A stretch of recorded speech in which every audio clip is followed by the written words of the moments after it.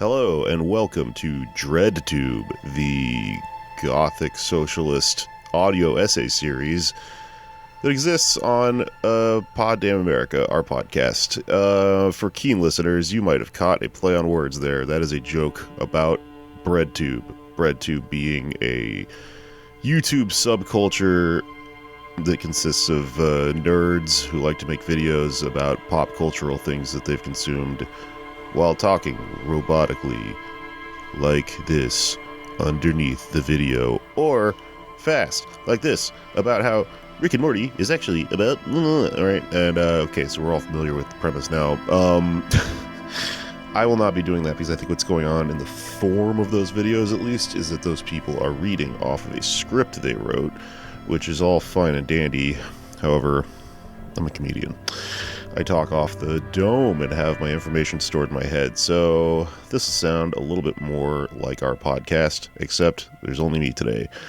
I decided to do this, though, because I played this video game recently, and it's rife with meaning, and I've been wanting to write something or put something out. I've been meaning to process this game. And I figured this was a good format for it. So right up front, I feel like I should explain that I'm going to spoil the game, the plot, and if you haven't played the video game Disco Elysium, you might not want to listen to this. You might. It doesn't really matter, in my opinion. I don't think the game is incredibly spoilable in its plot, because I don't think the plot is the point.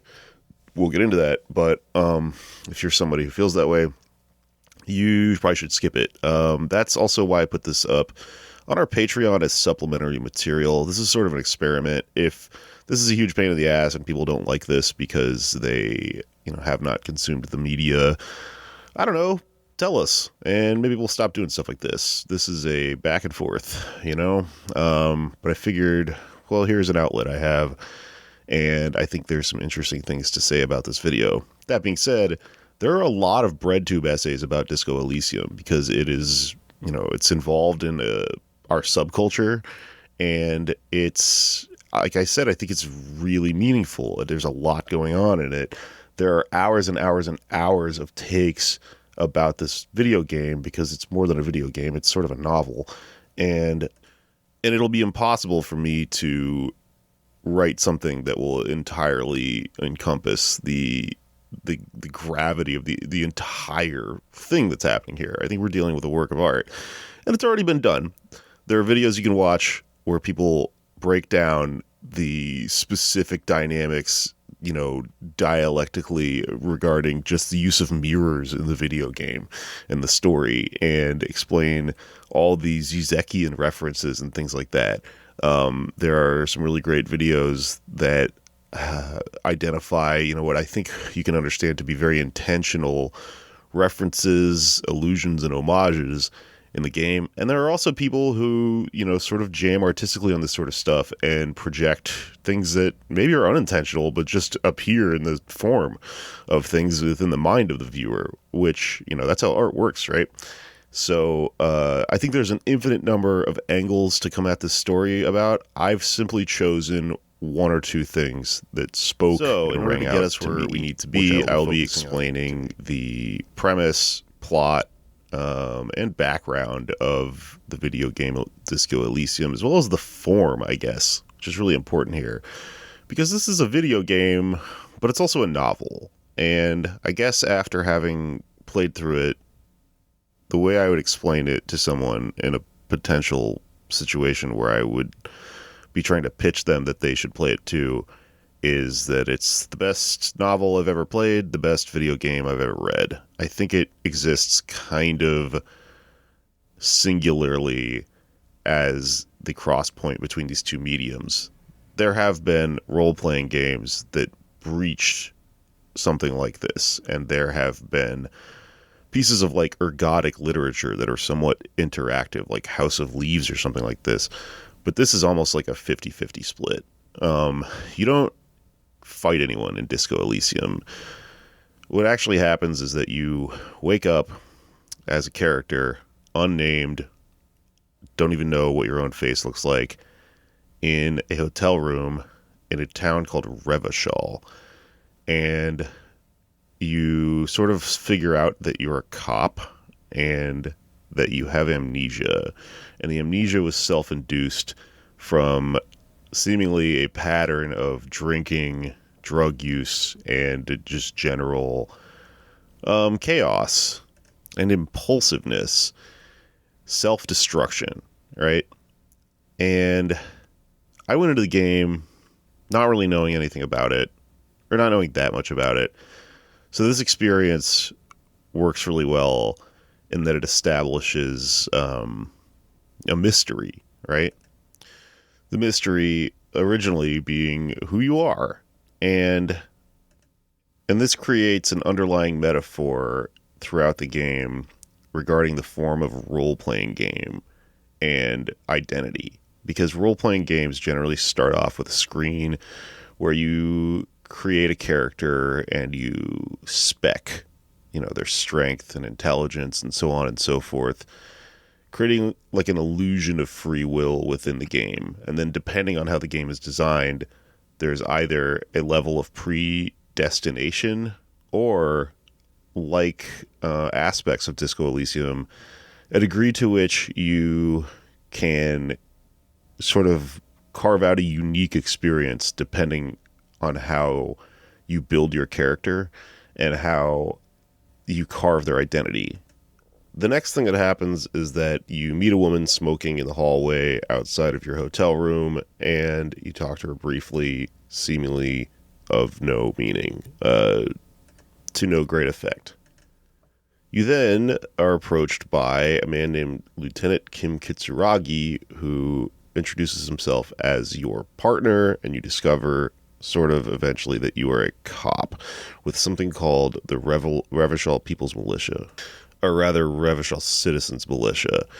Story comes together that you're an amnesiac cop, you sort of have a 70s disco thing going on, you're assigned to this town to solve a murder, there's a dead body hanging from a tree. Kim Kitsuragi is sort of your counterpoint, your foil, I guess. You have amnesia and you embody something that is thematic to hard-boiled detective stories. There's a bit of noir going on here. Not only can you not remember your past, it seems you might not be able to remember it because it is painful. Now, I want to stop for a moment and talk about the creator of this game, and I think why he chose this specific trope. Disco Elysium was written by a guy named Robert Kurvitz, who is Estonian and is a novelist, and I think wrote a novel called Sacred and Terrible Air that maybe did not, I don't know, make his career in the way he thought it was going to, or become well received in that way, or whatever.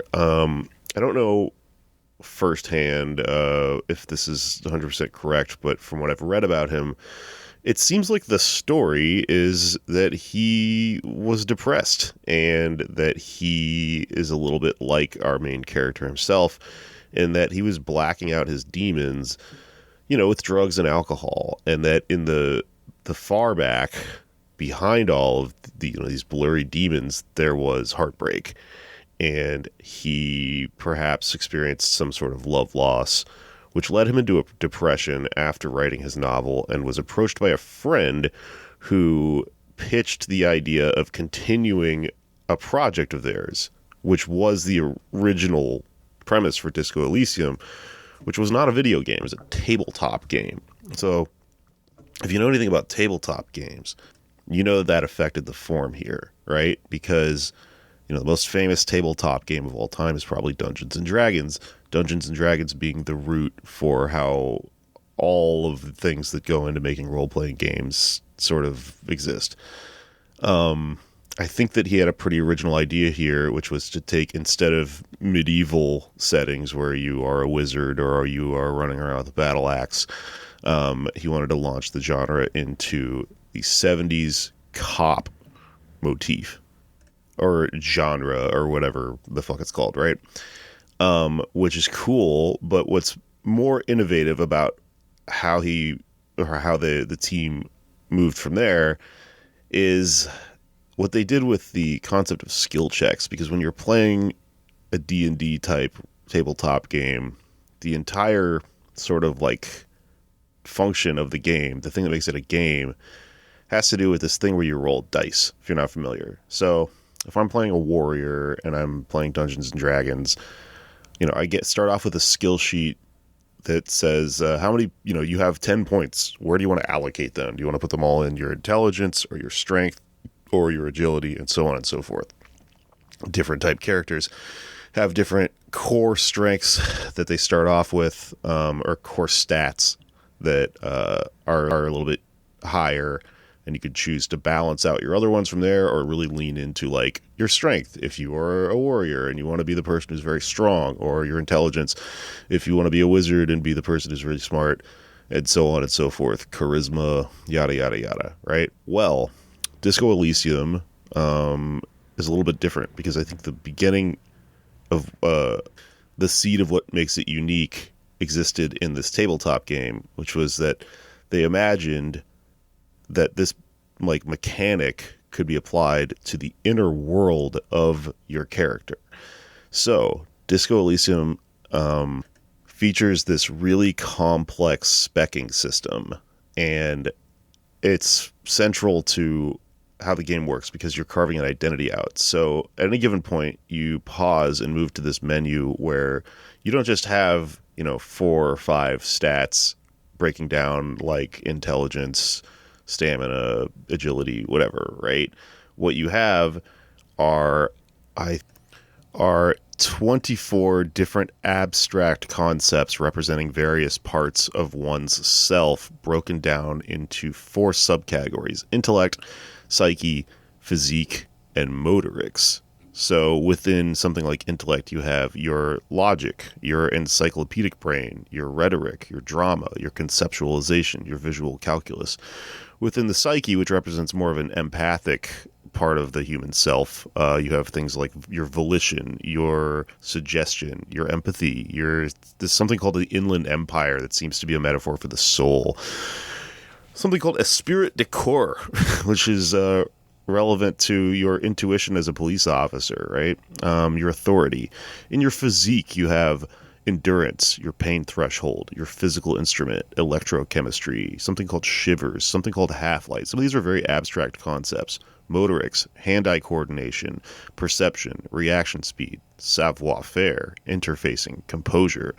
So you see how these things are not entirely straightforward. They are embodiments of things that, haven't really up to this point even been conceived of and put a name to. And the idea being that when you create a character at the beginning of the game, you create your version of this character, you decide whether you want to play them as an intellectual type or, more of a brute force sort of type, or an empath, or someone who's maybe just really tactile.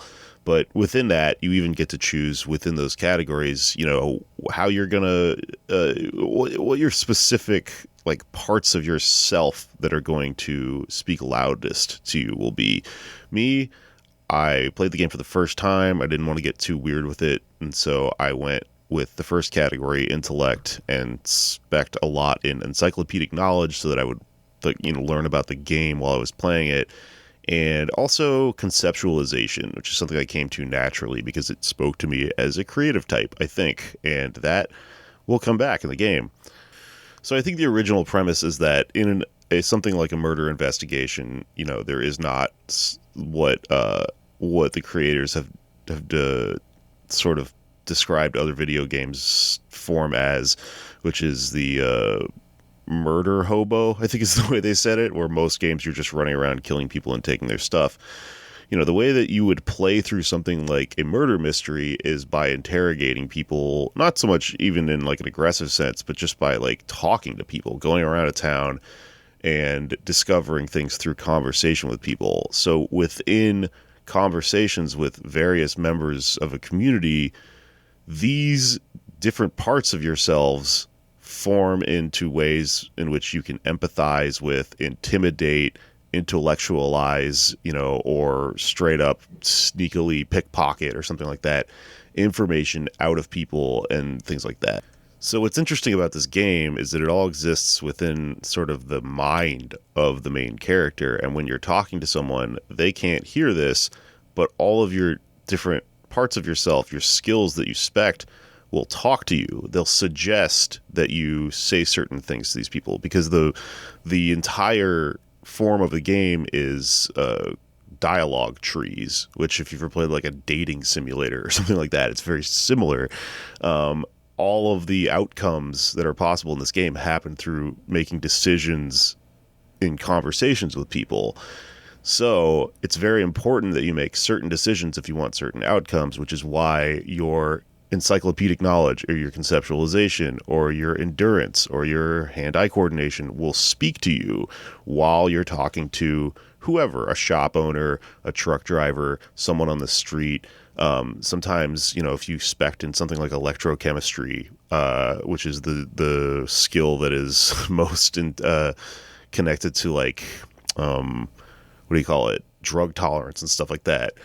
Your character will notice that the person you're talking to is exhibiting, withdrawal or something like that, which means that they have some sort of futuristic cyber drug that you can convince them to share with you, or steal or arrest them for having, or whatever, depending on how you've tried to play this character.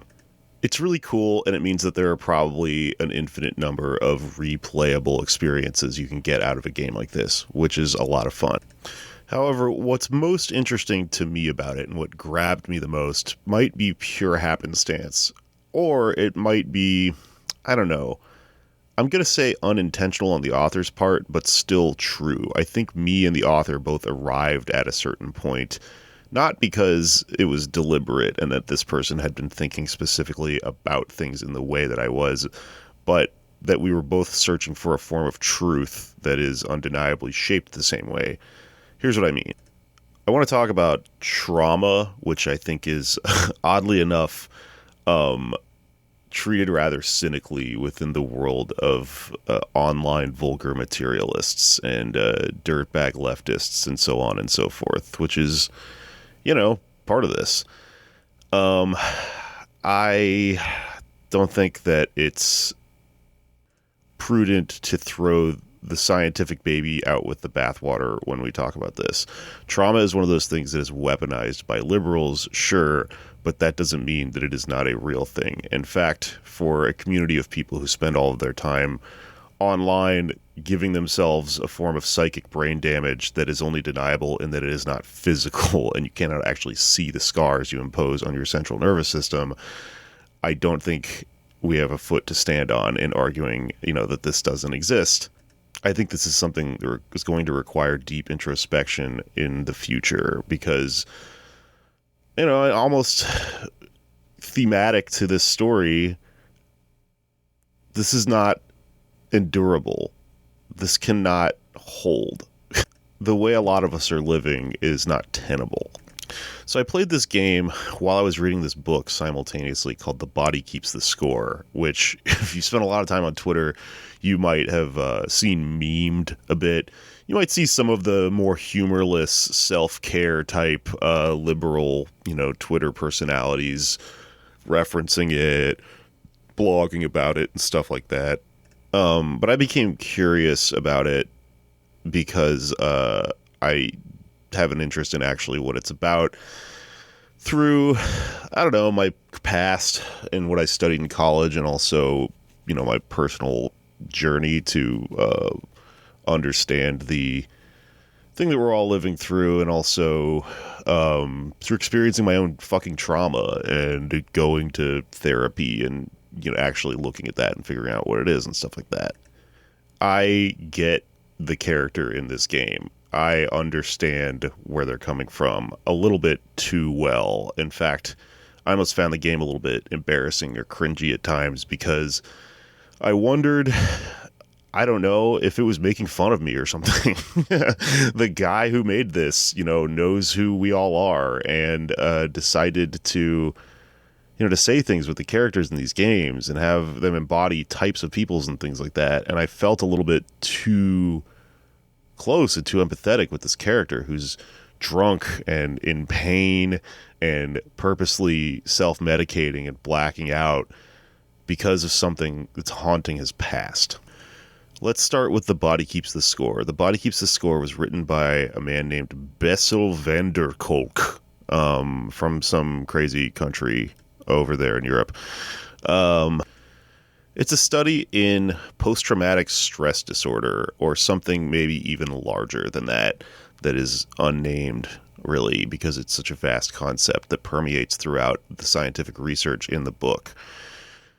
At first, I was skeptical when I read this book because, frankly, I thought it was going to be lib shit, because libs tend to specify things like trauma and use them to obfuscate and use them as placeholders and use them, all sorts of irresponsible ways, and tell you that you are only, you don't like Kamala Harris because of your whatever. You have trauma, we all know the things. We've all been on the internet. We all hate these people, right? The book, however, grabbed me in its confrontation with psychopharmacology, something that I am skeptical of, not outright dismissive of, but in really specific ways that we've talked about on this podcast, I feel like is being used to serve an end that is not ultimately wellness. It is just reifying of the sort of mode of production that we live in. Mark Fisher talks about this. We've talked about it. In The Body Keeps the Score, Bessel van der Kolk discovers that there is actually telling and fruitful research on the concept of post-traumatic stress disorder, which used to be called shell shock, that goes way back, before World War II, before the American healthcare system neoliberalized and changed to a degree. And in the 80s, you had a situation where basically what happened was psychology was seen as a soft science. It wasn't taken as seriously. It wasn't given as much funding and treated legitimately as other medical sciences. But around the time that the advent of psychopharmacology occurred, the pill, the psychiatric diagnosis, there was a resurgence in interest in funding and a somewhat legitimization of the field of psychology and its evil sister, the field of psychiatry. I'm just kidding, but you know what I mean. When this happened, people began to see psychological disorders as diseases with cures. And you got a lot of Zoloft commercials where there was a little white blobby guy walking around feeling bad, and then a pill that showed up that made him feel not bad and made the cloud over him that was following him and raining on him go away. And it sent a very specific message to people, which is that through the magic of the scientific method, we had discovered cures for these natural chemical imbalances that actually are just, part of life that maybe you have and there's nothing wrong with you for having. And so you should buy this pill and it'll make everything go away, right? But the problem is, if you actually look into, the field of research here, most people don't report that anything is actually solved when they take antidepressants and things like that. It's just that it makes the feeling go away by numbing it down a little bit, which is fine, but it isn't really that much different than drinking, like our main character here in the story, and drugging and using whatever manner of substance you need to, to numb the pain. Van der Kolk discovered, I don't think in as finite material terms as us leftists would like to, see it put, but he discovered something that's true, I think, which is that the market incentives of 80s and 90s psychiatry undermined research into the very nature of the wounding of the human soul, in that it found that the pill thing it fit better into the mode of production. It fit better into capitalism. So you had a sort of lost art of examining and discovering the soul in a way that that might never be returned to.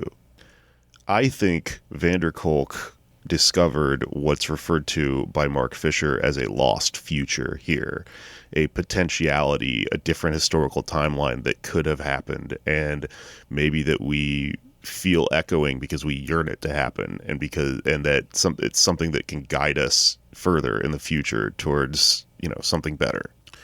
The Body Keeps the Score moves through a series of case studies regarding people who have become traumatized deeply within their central nervous system by war, by botched surgery, by all sorts of horrible things, and don't find the ultimate solution to that in the sort of, market-oriented and advertised, fix of psychiatric Band-Aid solutions.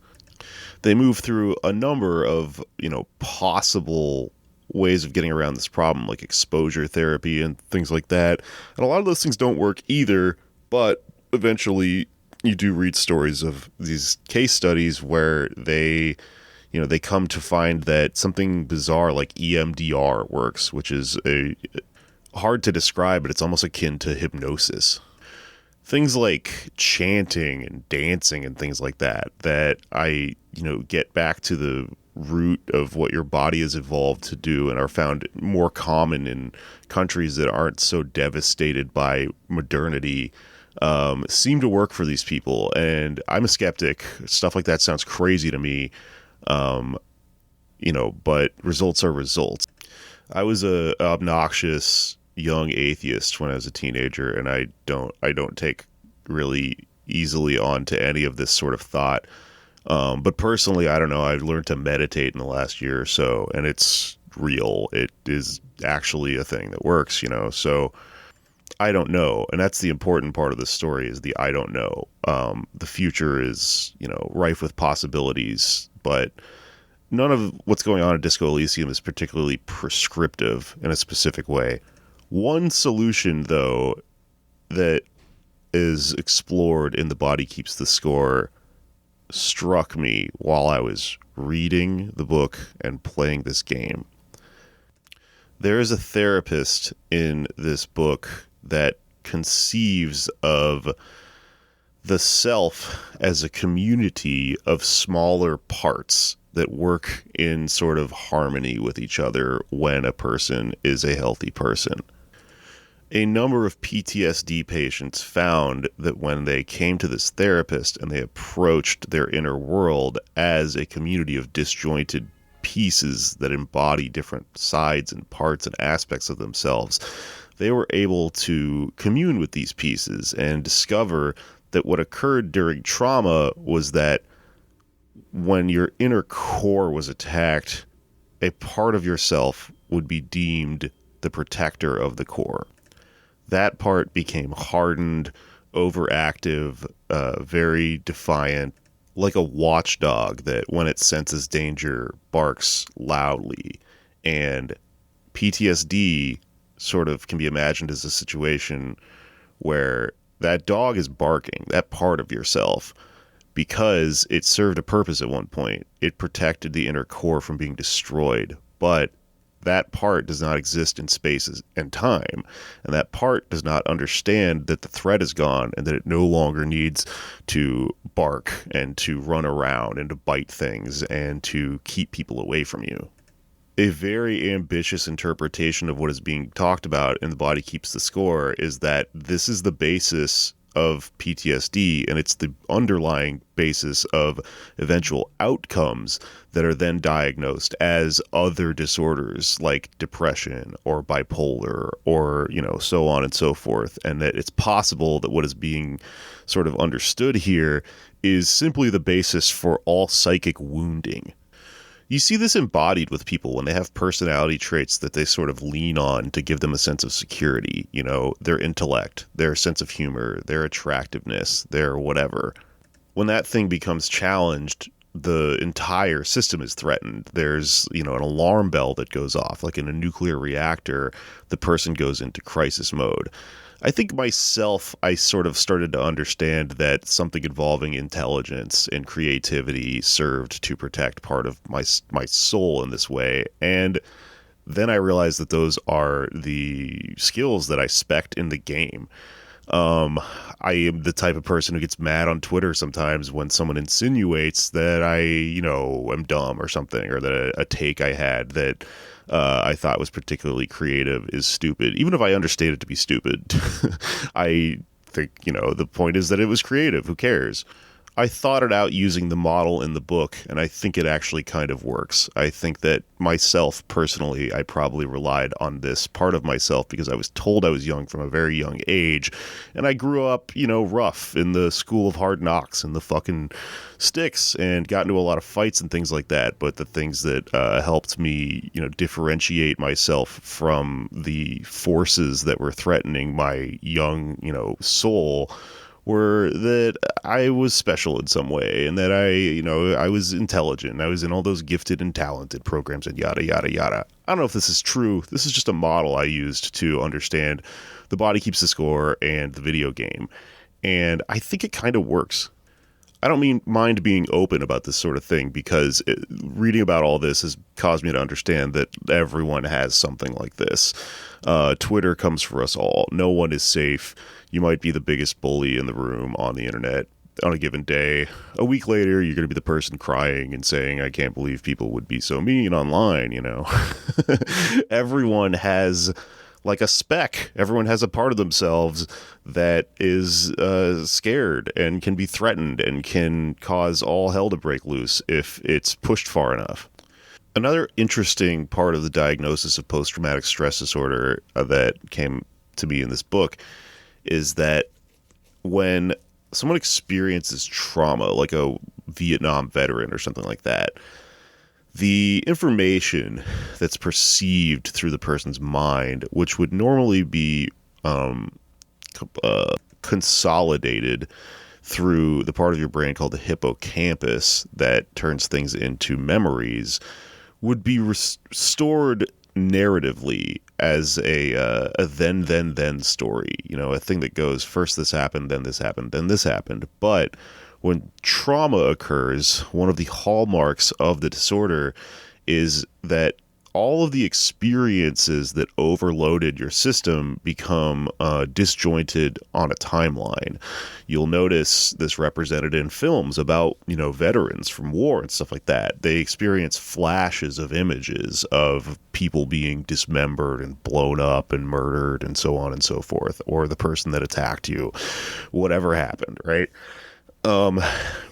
When you experience this causes you to live in sort of a confused, cloudy state, a fugue state after the fact, putting the pieces together, just sort of like spending all of your time reliving, feeling, and trying to put things into a narrative sense that'll make sense. Some PTSD victims find when they finally are able to, through some sort of, meditation or guided hypnosis or whatever, put things into a narrative story, it resolves the trauma and they don't obsess over it and it doesn't visit them over and over and over again.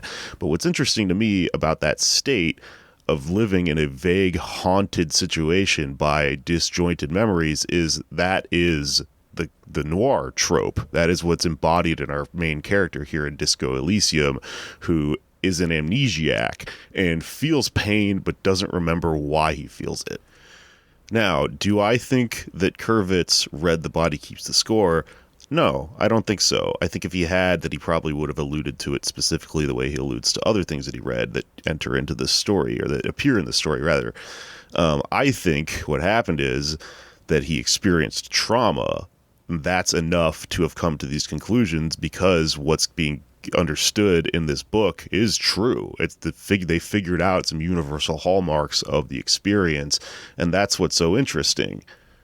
And I think what he's done with this story is process what's going on with his trauma in a way that's brilliant, because it uses as a metaphor the story of history, the story of all of mankind, the story of history that can be understood through the Marxist dialectical historical materialist lens that we all know and love. To explain that, let's get into the plot of Disco Elysium and the thematic underpinnings. Our protagonist discovers eventually that his name is Harry Dubois and that he is indeed a detective in the Revachol Citizens Militia who was assigned to solve a murder here in the town of Revachol. He also discovers what Revachol is, which serves, I think, as a pretty standard metaphor for, maybe for Paris, but also for the Estonia that Kurvitz is native to. Disco Elysium is very much about the malaise of the post-Soviet bloc. Revachol, as you discover, is the site of a previous, I think 50 years beforehand, attempted communist revolution. So the original story is that it was the site of, or rather, Revachol was the seat of a kingdom. There was a king, a monarch. Then there was a communist revolution driven by, pretty standard stand-ins for communists throughout history. They're referred to communards. Their source of wisdom is a philosopher named Krasmazov. He looks exactly like Karl Marx. Something very 20th century happened. But tragically, the revolution came and went and was eventually crushed by the liberal forces of what's known as the moral intern. So there's a very profound centrist ideological faction in the world of Revachol, or the town of Revachol, which exists, I guess, in the world, which is referred to as Elysium, I think. The moralism is the name for the centrist liberal ideology in this game, and its basis is basically in what. So who crushed the communist revolution was this thing called the Coalition of Nations, a formal alliance of Occidental nations. That's like a continent. A formal alliance of Occidental nations originally formed to throttle the revolution. Does this sound familiar? Are you starting to understand what's going on with this person having grown up in a place like Estonia? Estonia itself in our world was occupied, back and forth by Germans and Russians and Soviet Russians under the Soviet Union and everyone else, and only really became its modern, liberalized form in the late 80s, I think. And, if you read about it on Wikipedia, the Wikipedia articles are, highly biased and spun, and they very much antagonize the Soviet bloc. And, you probably shouldn't take that and then turn it inside out, though, either, and assume that everyone in Estonia loved the Soviet bloc. The answer is way more complicated. I'm not really going to get into it here because I am not prepared to. I don't have the reading, under my belt to talk about this. But this is something that is at the very least controversial. I mean, the Soviet Union, when the various revolutions in Estonia were happening, dropped, tanks in to crush the revolutions. However, these revolutions were, probably dubious and liberal, and, who knows if there was Gladio and NATO and that sort of stuff involved, probably. But this is literally where the term tanky comes from. So I'm not going to get into it because there's probably great arguments to be made on either side of who should have won those things.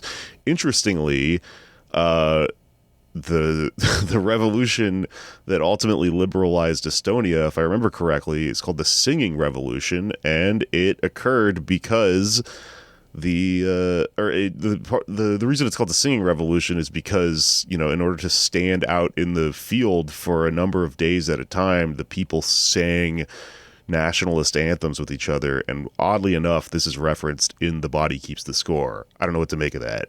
I don't think that the guy who wrote The Body Keeps the Score understands the complexities of European politics, and he's European. Yeah, he is European, but I don't think he's a Marxist, so I don't think that he understands.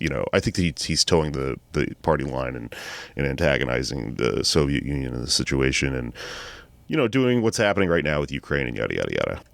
Anyways, this is all to say that Revachol serves as a good stand-in for for Europe post-Soviet dissolution, because things are still and poor, and it's a wasteland, and no one can really agree on whether it's because the communist revolution attempted to make things better and thus made things worse, or whether the liberal forces that crushed the revolution ultimately doomed everyone into the situation of being impoverished to begin with, or if none of this should have happened and we should have just kept the king to begin with. Those are basically the factions you're dealing with. While you're figuring all of this out, you, as Harry Dubois, discover that there's been a murder. A man was hanged. The suspects are the local trade unionists who formed themselves into sort of like a people's militia, not entirely different from your own, but on more of a local level, a community gang, basically. What's confusing is that when you interrogate the local union boys about whether they murdered the man hanging from the tree, they tell you that they did, and that there's nothing you can do about it. Why did they confess to a murder, though? Interesting. Obviously, this is a murder mystery. There's more going on, so it's time for you to run around town and talk to everyone and figure out why this is happening.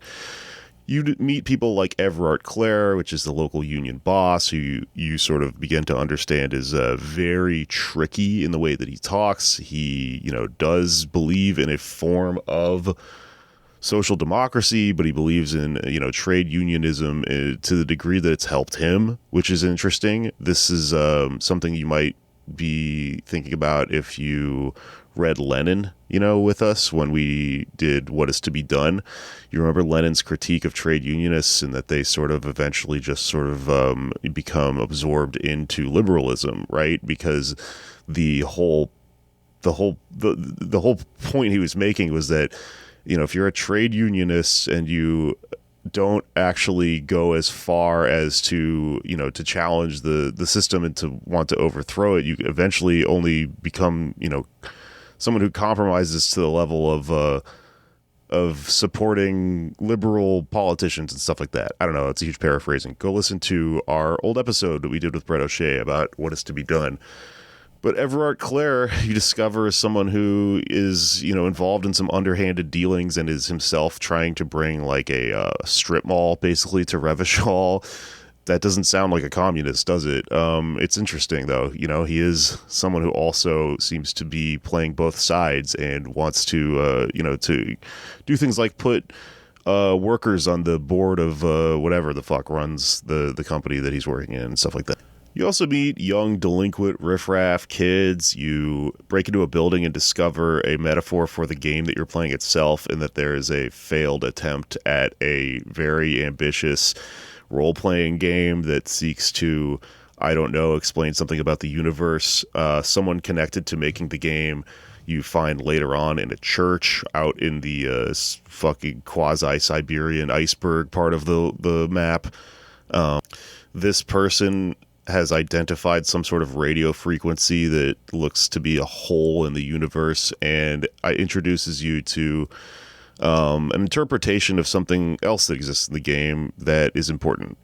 Actually, you discover this both through the game designer character and through this liberal lady named Joyce Messier, who actually, ironically, for being a liberal, is very nice to you because, she actually comes from the position of liberals in real life. I think this game, it deals very analytically and critically and fairly with all of the ideologies. It is an underlyingly communist video game, I think. The characters or the creators of the game thanked Karl Marx when they won an award for this video game, and made it apparent that there's like an overt sort of point of view, but they're smart and they're good Marxists, and that they don't create wooden stand-in characters for enemies. Joyce Messier, who stands on a boat the entire time you're talking to her, is someone who is nice to you because she's what's referred to in the game as an ultra-liberal, someone who betrayed the communist revolution and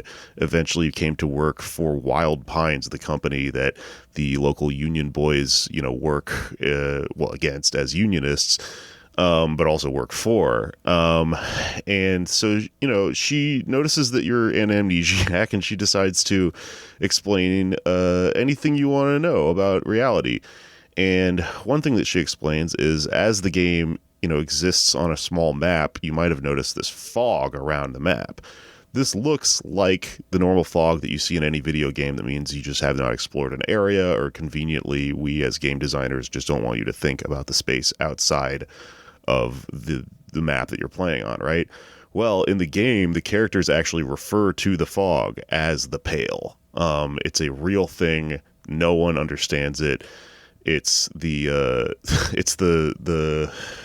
I don't know, it's the confusing dreamlike space that separates things that are happening from things that are unknowable. Technology exists in the game to, you know, to send mail and like radio signals through the Pale. They say if you get lost into it, you'll just disappear. It's dangerous. It seems to be encroaching more and more onto the continents that humans live on. The character Kim Kitsuragi literally drives through it and wakes you, you know. It's highly philosophical.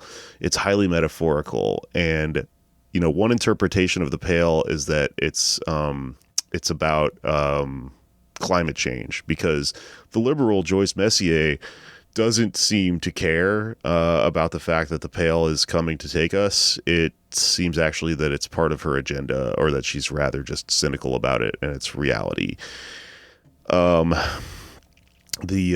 game designer character, though, that you meet in the church is more interested in what exactly it is, because it seems, you know, to be a doomsday clock that hangs over everything. And what's interesting about it is I think that it serves as a metaphor for capitalist realism, because if you've read Mark Fisher's Capitalist Realism, you know, the basic premise of that book, of the series of essays that he's getting across there, is that we sort of lived in a world that was modern, in the sense that there was an ideological fight between communism and capitalism. Capitalism won out. So then we lived in a world that was postmodern, that was ideologically something where you understood the war to be over, and had to grapple with the new reality that there was like a hegemony. And then capitalist realism is something that Mark Fisher writes after the 2008 financial crisis, right? And the lesson of the 2008 financial crisis was that there's no game in town except for capitalism, right? There is no alternative, according to Margaret Thatcher. According to Frederick Jameson, it's easier to imagine the end of the world than the end of capitalism. They bailed out the banks after the banks, you know, committed a crime against us, a massive crime. What does that mean? Well, it means as opposed to postmodernism, in which we see communism and go, it's unavailable, it'll never happen. In capitalist realism, we exist in a Lacanian framework. And what Lacan talked about was how there's reality versus the real. Reality being the thing we experience, and the real being something outside of it that your brain actually has like a parameter of perception where it can't understand. So capitalist realism is about communism living into the real, living in the fog outside of what we're able to even understand. Capitalist realism, as opposed to postmodernism, isn't about communism being not possible. It's about you going, what's communism? I've never even heard of that. We live so far in the future that that's not even a thing, right? There is only the world that we live in. The Pale seems to be a source of amnesia for everyone in Revachol. Everyone is, confused by it. When they walk into it, it disorients them. They kind of can't understand. Liberals are fine with it. But you've got these other characters who think, perhaps the answer to what's going on exists out in the Pale. This serves as a metaphor for the fact that communism is dormant in the world of Revachol. There are maybe 2 or 3 characters in the game that actually are living, breathing communists. You, as a character, get to, do this RPG thing where you spec a certain way. If you want, you can play the game as a fascist. You can play the game as a liberal. You can play the game as a complete weirdo. But more often than not, people who play this game tend to, I think, or at least make these videos and stuff, tend to follow the path that the story seems to hint at, which is that you should become a communist. But what's so funny about that is that you're a cop, your partner looks at you, gives you the side eye a lot about it, and you eventually realize that there aren't a lot of other communists in this world.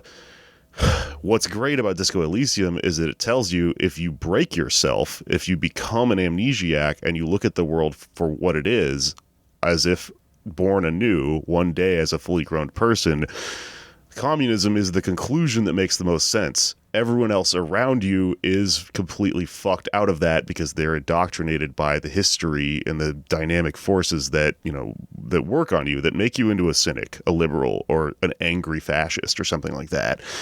What's funny about Harry Dubois, though, is that if you do become a communist in the game, you can find like a meeting. There's a meeting, and you get excited and you go, I'm going to go to this communist meeting where these weirdos are hanging out in this apartment complex. And you show up and it's literally 2 people, right? So kind of like real life. It's 3 guys. They're podcasters. They're making a tower out of playing cards. You hang out, you get drunk. That's it. That's the whole evening, right? Well, let's get back to this game designer. So you find her in this church out in the sticks, and she's using radio computers and stuff that you don't understand because you're not smart. And she has tracked down that there's a source of the Pale, she thinks, which is within this church, a point on the floor that you can stand in that creates a profound silence. And it's no coincidence that it's in a church, I think. Interestingly, this church, if you play the game a certain way, is also home to a bunch of kids whose goal is to make music. So they seem kind of diametrically at odds with what's happening in the church, honestly. Not so much the researcher, but the church itself, which seems to be a house for silence. You find these kids making crystal meth in a tent outside the church, trying to get into it, and if you play the game a certain way, they eventually make it in, and their goal isn't to be drug dealers, it's to make music. It's just to vibe. I don't know, the way I played it, I got them to quit doing drugs and make music, and they seem pretty happy, but what's interesting about them is that they represent the youth. They represent, like, hope for the future, I think. Here's where things get very metaphorically complicated. I'm going to do my best to walk through this, but I am an idiot, so I don't know if this will make a whole lot of sense. The church in the game is not a church of Christ. It's not a Christian church. Obviously, everything within the video game is an alternate reality. It's a representation of stuff like that within this alternate framework. So, in the religion that I think moralists and conservatives probably both venerate in a specific way, there are like saints. It's kind of like Catholicism. There are these people called innocents, but they're real people. They're almost like popes, rather, that have lived, but there's legends about them that are, say that they're supernatural. So don't have time to go through all of them, and the game doesn't really either. Mainly you focus on this one called Dolores Day. Dolores Day is famous for having discovered the continent that Revachol is on, or the island, or whatever the fuck. She led people through the what do you call it, the Pale, and into this world, which ironically was an act of colonization. There are indigenous people that were on the island. So just like real life, right? But now you've got this church, and what's going on is there's a giant, massive stained glass window of Dolores Day. She's kind of like a Mother Teresa type figure. Dolores Day represents a few things, I think, philosophically in Disco Elysium. When you go and you stand in the center of the church and you experience silence, someone asks you a question and they say, what does it sound like? And your character says, it sounds like less than nothing. This is a direct reference to Slavoj Žižek. Žižek wrote a book called Less Than Nothing, subtitle Hegel and the Shadow of Dialectical Materialism. In it, and this is going straight off the Verso books, description, but it's well done. Žižek argues it is imperative we not simply return to Hegel, but that we repeat and exceed his triumphs, overcoming his limitations by being even more Hegelian than the master himself. I think this is a very telling reference, and I think it's very deliberate. So what's going on here is Zizek, who's a big Lacan head, is talking about the lack and how there's this tendency or how there's this experience where you exist in the real, right, in the Pale, when you're in like the womb, and then as soon as you're launched into the world, you constantly exist in a state of lack, and you kind of need to fill this lack with something, and that just motivates this, that, and the other. I am not equipped to really explain this. Lacan is a lot. But I think I understand this because I think that I came to this similar conclusion on my own, and probably have a much dumber way of saying it, but I just think a lot about how what's being described here, this lack, is I guess my model for looking at it is that historically what's referred to here as the empty signifier, the one signifier that's missing, the thing that makes a human different from an animal, is that we constantly have one thing missing, and that we need to fill this space with something, was filled in parts of history leading up to, on a dialectical historical framework, at least if you're looking at it this way, was filled by religion, right? It was filled by these characters like Dolores Day. And what's interesting about these kids making like a form of techno music in the church where this is happening, just as a coincidence, is that they're reflecting another one of Mark Fisher's ideas besides the Pale, which is something that he talks about a lot in the Hauntology book that we talked about on our show, which is that music explains hauntology. Like, if you observe it, or it illustrates it, in the sense that there was a timeline in which people kept making new music right up until, the electronic music revolutions of the 90s. And then as neoliberalism manifested in the 90s, so did a form of making music that, only ever looks backwards. It only ever sort of seeks to recapture previous sounds and things like that. The drive to make new art is gone.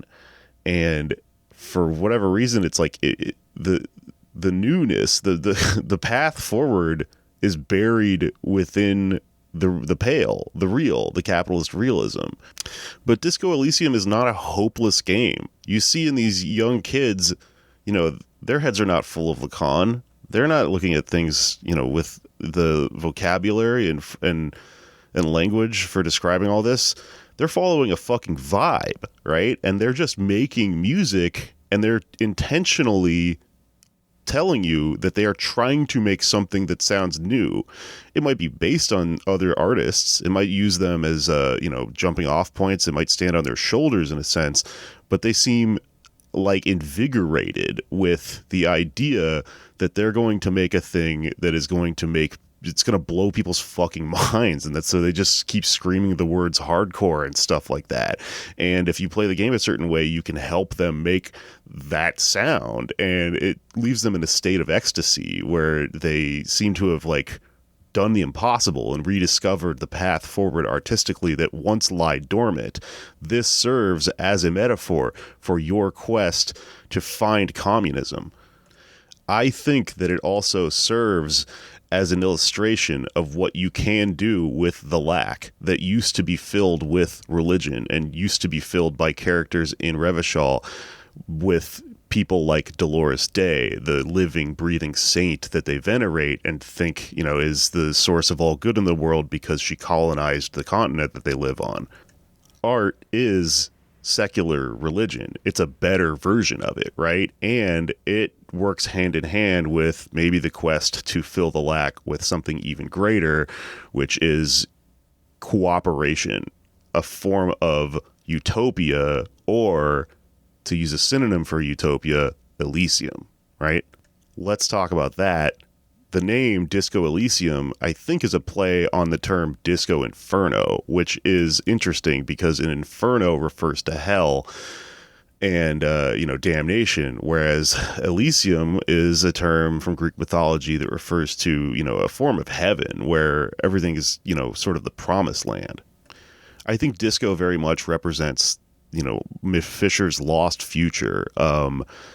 Disco was such a a positive, joyous thing that happened in our world that seemed like it was going to last forever and then went out like a fire snuffed out.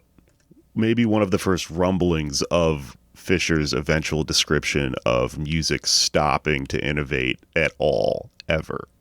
Incidentally, this happened in the 70s, a pivotal decade in which the inklings of neoliberalism began to make themselves apparent, while the post-World War II sort of, hegemony of the United States being world police and everything starts to crack, and the labor unions start to be defunded and stuff like that, and, fucking Allende and everything happens.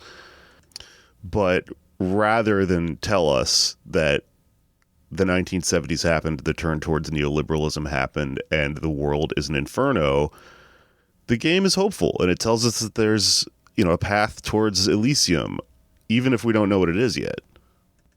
Spoiler alert, again, here's how the game ends. So, after you discover all of the various things throughout the town, do as many side quests as you like to take part in. I haven't talked about a lot of them. There's a lot. But eventually there's a main story that locks back into place, which is that you go back to the town square. You realize that the character who was hanged was a fascist. He was like a Blackwater paramilitary guy. And there's this guy that's been walking around who's been yelling right to work, and he's been hired as a scab to try to crush the union effort. This guy turns out to be brothers with the guy who was murdered. He showed up with an ulterior motive, and he's also a fascist. They both were in the same paramilitary group together, I think. He decides he wants to avenge his brother's death by killing the trade unionists who, everyone thinks killed the fascist because they say they did, right? You, as the cop, show up and say, among other things, that you're a cop, which are also a communist, which is really weird. And you say, I think I figured out who killed them, and it wasn't them, because this is just part of the plot at this point. I don't have time to explain all this. But then you get into a fucking Mexican standoff with these people. You try to mediate. The trade unionists don't really trust you entirely, but no matter how you play the game, there's an outcome where basically what happens is you shoot the fascist, a bunch of people die. Depending on, how you do your skill checks and things like that, you might get really hurt. Your partner might get really hurt. But eventually there's an aftermath. The aftermath is that the unionists now trust you. And because they trust you, they let you in a little bit more on what actually happened regarding the hanging, which is that the smoking woman from the beginning of the game was in love with, or not in love with, but like having a tryst with the fascist, who then was shot in the back of the head at some point. No one really knows what happened from there. They're just covering for their friend. From there, you investigate a few other possible angles, and this all eventually leads you, through doing forensics and stuff like that, to take a boat out to this little island where the shot could have possibly been fired, like via a sniper that killed this guy. And it is your job as a cop, to solve the murder, right? So you take a little dinghy out to this island with Kim Kitsuragi, and a number of really kind of crazy things happen in a row that culminate in the end of the game. The first thing is that you discover the killer, and the killer essentially is an old communard. He's someone who never left the communist revolution. He still exists in it. He refers to himself as like a soldier of historical materialism. Even if you try to talk to him like a fellow communist, he calls you a fucking liberal. It's pretty good. But he's also completely insane, completely dislocated mentally. He, believes in the effort still, but he's stuck in the past, the revolutionary version of trying to bring about communism. And he ultimately kind of seems to have just murdered the Nazi because, A, he hates Nazis, but B, he's kind of a misogynist, like him, the communist. And he, developed a weird incel relationship with, like a parasocial relationship, you might say, with Clausier, the smoking woman. Right as you're in the middle of interrogating him and seemingly solving the mystery, something happens, which is that earlier in the game, you might have done a side quest where you tagged along with some cryptozoologists who were hunting this thing called the phasmid. It seems fake the entire game. They seem insane. A lot of the people in Revachol are insane. And this stick monster that they're talking about that exists in between like perceptible human dimensions is sort of impossible to photograph or whatever, or to capture. So it seems like a perfect conspiracy theory, right?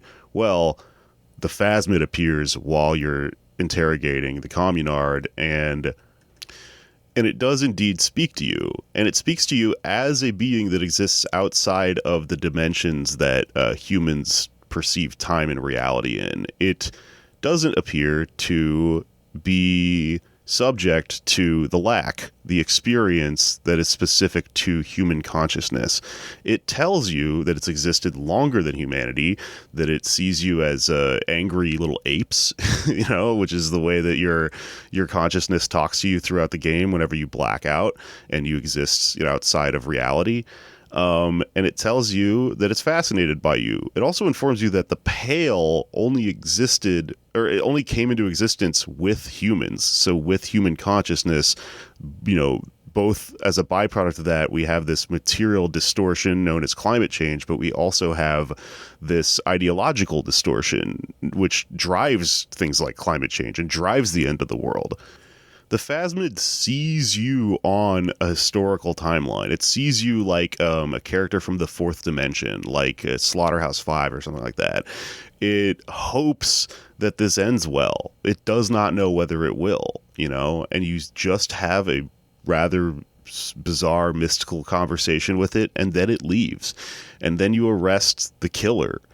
And then you go back to the mainland, and you're confronted by the rest of your police crew, or whatever it's called. Team of police? I don't know. They interrogate you. The game resolves itself as the identity that you have constructed of Harry Dubois is audited. And it is, it's confronted with the pre-trauma Harry, the pre-amnesia Harry. What's beautiful here is that your partner, Kim Kitsuragi, who I haven't talked about much, remained skeptical of you throughout a lot of the game. A lot of the game sort of has this feeling of guilt, like you're disappointing your friend who's a by-the-book cop by dancing and drinking and doing drugs and being completely insane, which are the only ways to really solve the murder. Kim defends you, and I mean, depending on how you play the game, I think there's different outcomes here, but I think this is the intended ending of the game, like not the joke ending or whatever. Maybe there isn't one.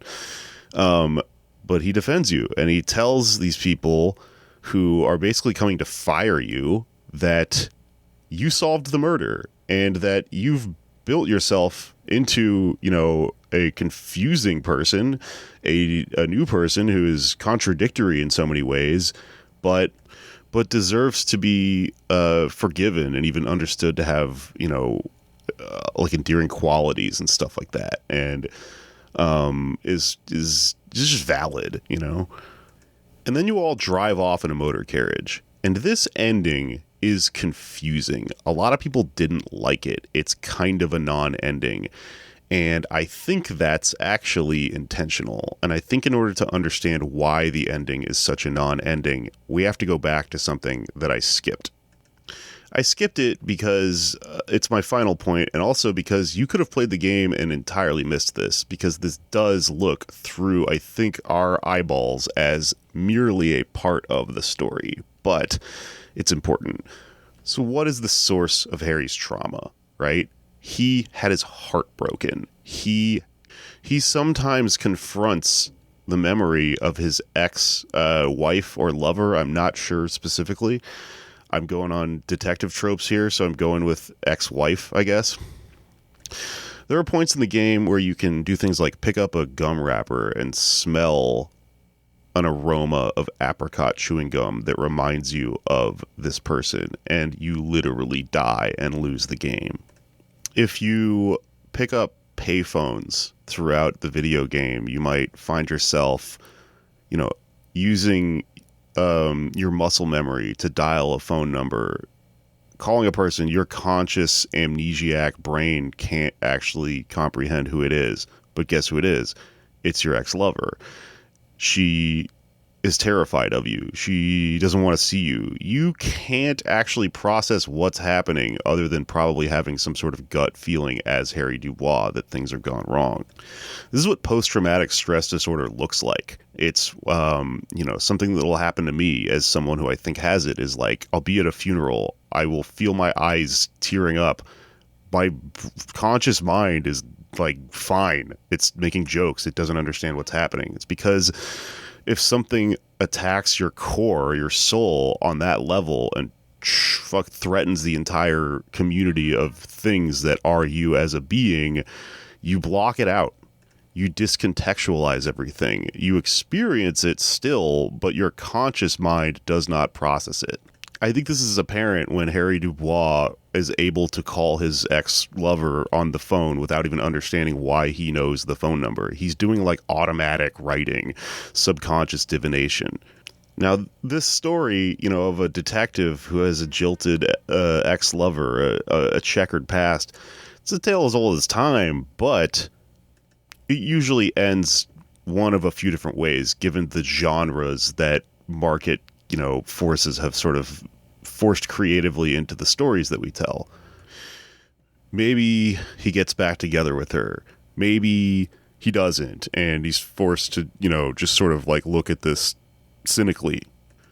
Whatever happens, there is some form of closure. Something ends. Stories generally end, which is what I think everyone was expecting from this game. Why wouldn't you? Every other game you've ever played basically has an ending. This kind of didn't. Well, let's talk about another thing that happened on the island right before the end of the game. If you play the game, I think this happens no matter what you do. I'm not entirely sure, but while you're staking out the final conversation, the final interrogation, you're in an old abandoned building and there's a cot you can lie down on. And if you lie down on it, Harry falls asleep and he has a dream. And in the dream, you play it like a video game. You walk out across the water like Christ. You get to the other end of the water, the shore on the island. And there, standing there, is like a dream, like Freud tells us, things sort of mashed together in dreams. Standing there is a figure who is at once both your ex-wife and Dolores Day. This part of the game is confusing because you do have a dialogue tree with her. You can talk to her and you can't really get anywhere with her no matter how many times you exhaust all of the possible things you can say to her. All of your parts come into the conversation. They argue with each other about how to best solve this extremely pivotal, extremely important problem, right? This is the central problem in Harry's psyche, is that this person is gone. It's a dream. It becomes surreal. It becomes self-referential. You kind of aware you're dreaming. At one point, your inner monologue says something that it hasn't ever said, which is, why don't you just go through all of the dialogue trees, which is, you become kind of self-aware that you've been allowed to do that the whole time and it's not a design flaw. It's fucking crazy, right? Eventually, and this is a moment that uses the form of video game in a way I don't think anyone's ever done anything like this before. You're forced to leave. You cannot finish this conversation in a way that makes this person come with you. It feels like heartbreak. It feels like acceptance. It feels like the last moment, when you leave someone's apartment that you used to live with, when you look back and realize you'll never see the inside of that apartment again.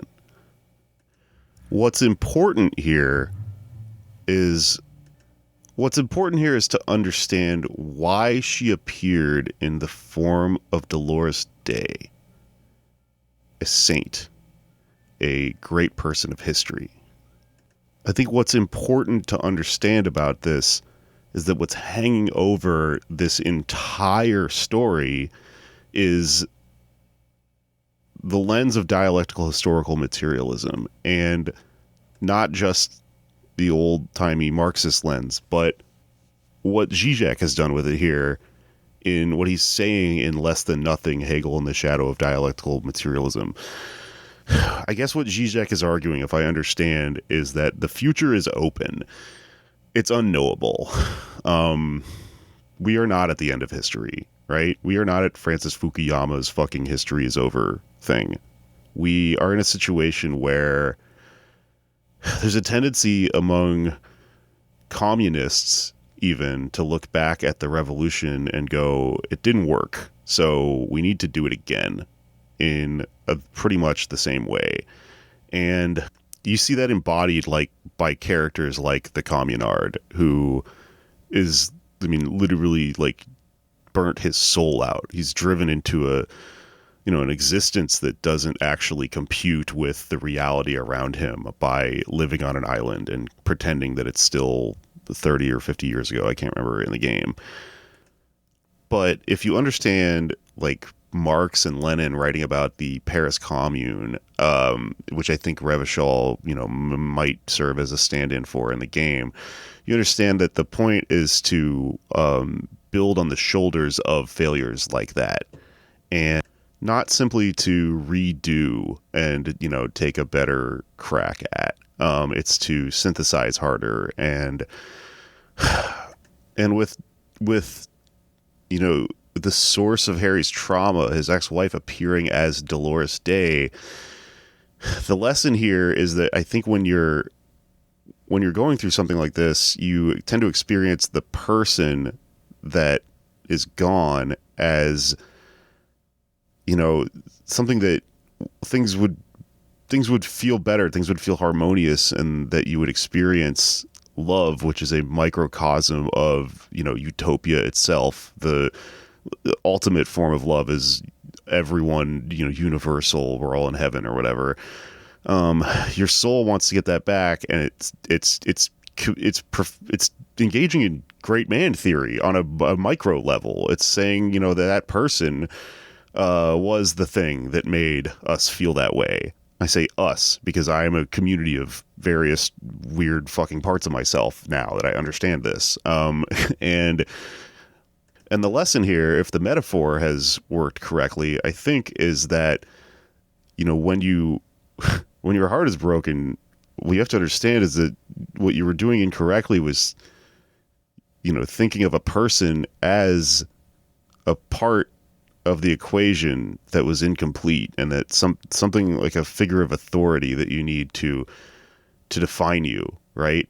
And actually what you need to do here is, build your ability to love the same way we build our ability to to fight for the future, which is on the shoulders of these previous false iterations. I mean, we don't actually know what the future of, resynthesizing and trying to achieve the thing that communism itself is only a stand-in for, which is just Elysium, just utopia, just the end of all of this, the state that gets us out of the current contradictions, right? We don't know what that looks like on a macro level. We also don't know what that looks like on a micro level when, we're heartbroken. And the answer, I don't know. And I think that's what's good about this story, is that it ends with a I don't know. It doesn't end like a Western story where there's a happily ever after and Harry gets back together, or he gets a new lover or something, and then there's kids and a nuclear family. I mean, we're at a fucking part of history where that might not even be what you want, and no one knows. The point is that it's open-ended. This is embodied in something that happens directly after the shootout. You wake up the next day, you come out to where blood was spilled in the center of town between you, the trade unionists, and the fascists. There's a character who you may have missed, who is only a detail in this story that I think is very important. Her name's Cindy the Skull, and she's like a teenage street urchin who makes graffiti. She's an artist. You kind of discover that she lives in squalor and that she's addicted to drugs and things like that, but she's very precocious and very smart and doesn't trust you as a police officer. This tells you some things, right? This tells you that she like the kids making hardcore music is she, more than the beaten down, cynical, people of Revachol who are a little bit older are, she's part of this youth that's ignored, because they are just doomed people.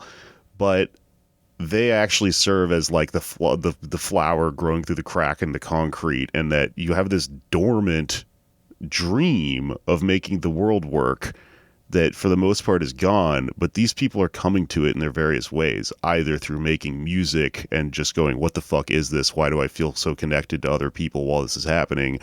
Or, she seems like, I don't know. I mean, there's been theories about her that she's like actually a communist, like she's well read or whatever, because she knows that you're a cop and she says, fuck you. And it's funny, like you can actually pass a check with her where she lets you, where she gives you paint and then you go paint a mural and it says, fuck the cops. And then Kim Kitsuraki goes, we're the cops. And then you go, yeah, fuck us. It's really funny, but I like this character a lot because if you've been paying attention, she's been mixing, this sort of like red fuel and using it as paint.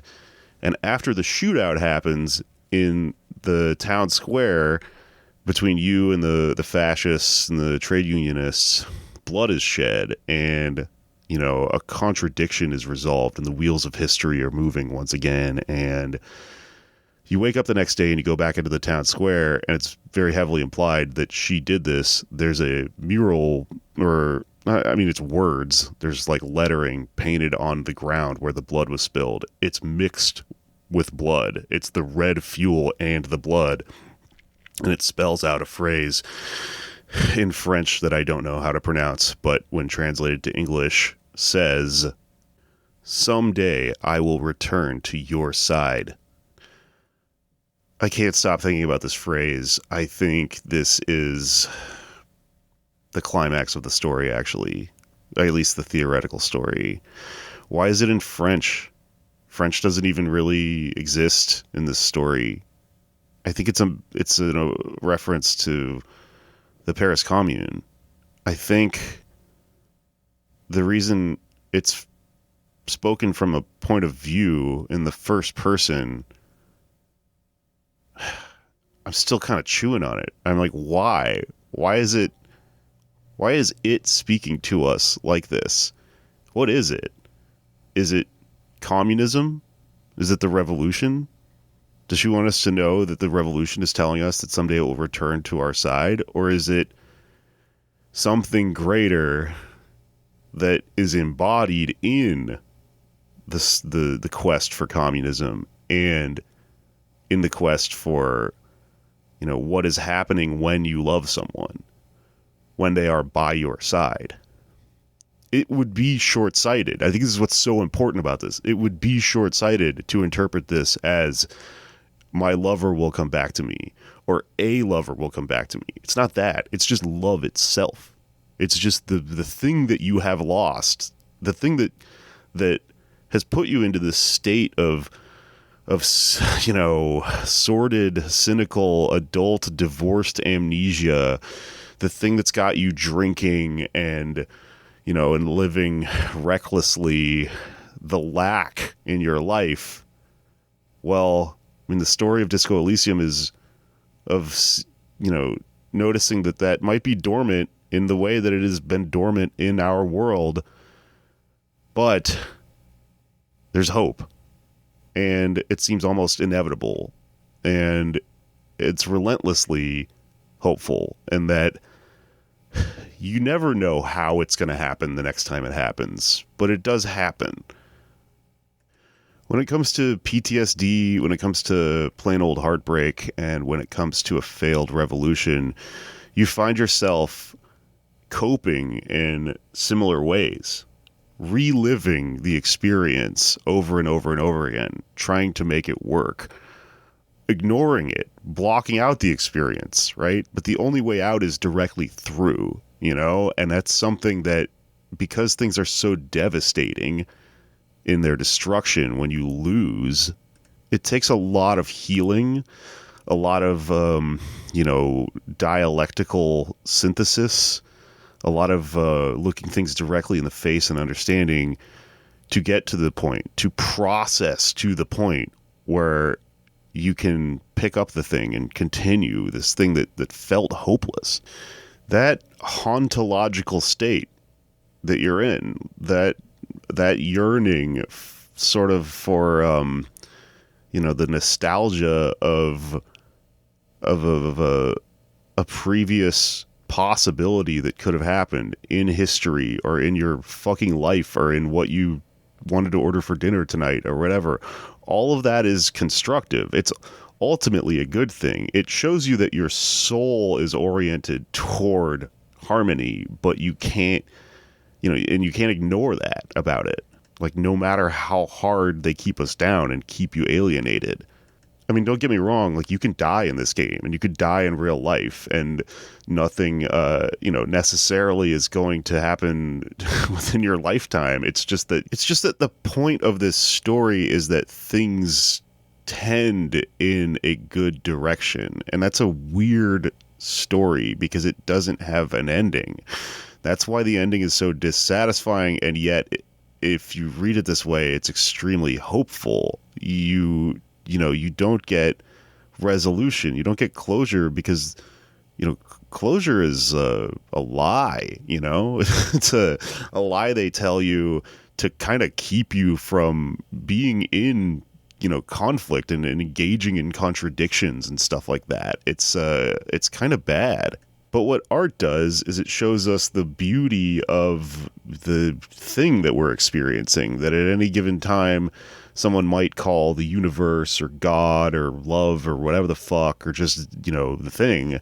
And what this story reflects is just the beauty of the fact that things move in a direction. And from there, you want to make it about you, do whatever you will with that. That's what art is for. It's not prescriptive. It's not going to change everything for you, but it is something you can look at. Maybe it inspires you. Maybe you fucking hate it. I don't know. But I think it's kind of embodied in this final thing I'm going to read. So there's a quote that happens in a dialogue tree where your brain is sort of trying to make you become what's called the big communism builder. And I think that it's very telling that the part of your body, or the part of your mind or self or whatever the fuck that's speaking to you in this dialogue is rhetoric, which is, the philosopher, right? It's someone making an argument. It's an embodiment of the idea that, the only way through your wall of trauma is kind of through, like, it's not around it, it's through it. It's through, making that narrative make sense. Not living in a fog where it's all jumbled up, right? What actually happened and where do you go from there? That in The Body Keeps the Score seems to be a way out of this in some level. And that in Dialectics seems to be a way out of this on some level. So rhetoric says this to you: yes, you're ready to start building communism again. You've built it before. They've built it before. Hasn't really worked out, but neither has love. Should we just stop building love too?